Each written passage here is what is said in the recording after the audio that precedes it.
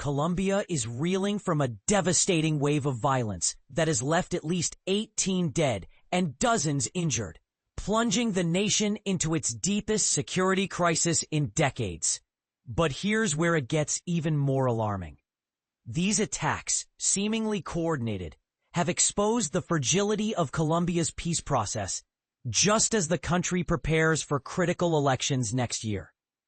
In the western city of Cali, a car bomb detonated on a bustling street, killing 6 and injuring over 60. The explosion, which targeted the Marco Fidel Suarez Military Aviation School, also damaged numerous homes and left civilians reeling in shock.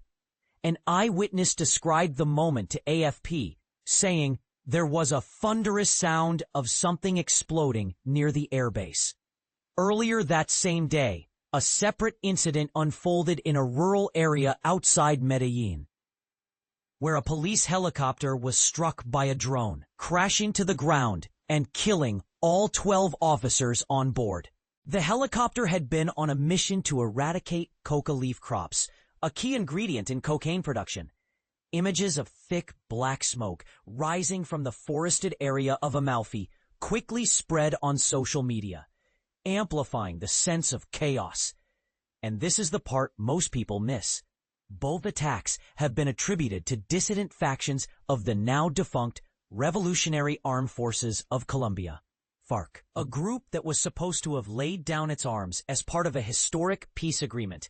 Instead, these splinter groups are now posing a fresh challenge to the country's stability.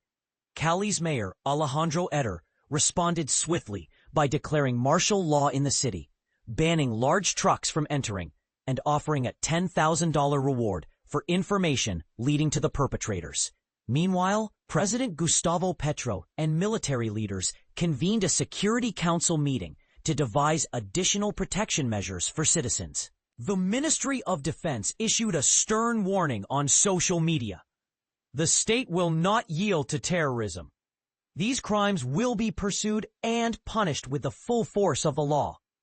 Defense Minister Pedro Sanchez labeled the Cali bombing a terrorist attack and pointed the finger at the narco cartel alias Mordisco, led by FARC guerrilla leader Ivan Mordisco.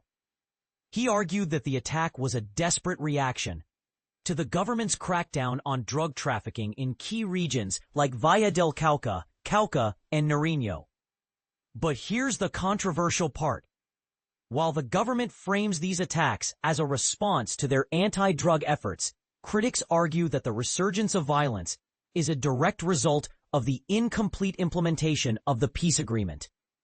Dissident groups, they claim, have filled the void left by the state's failure to establish lasting security and economic opportunities in former conflict zones. Drone attacks, in particular, have become increasingly common in Colombia.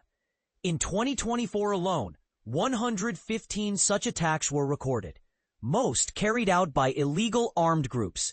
Just last week, 3 soldiers were killed in a drone attack in the country's southwest, where explosive devices were dropped on a checkpoint manned by Navy and Army personnel. As Colombia grapples with this surge in violence, one question looms large. Can the government restore peace and security before the upcoming elections, or will these attacks further destabilize an already fragile nation? What do you think? Is Colombia's peace process truly at risk, or is this just a temporary setback? Share your thoughts in the comments below.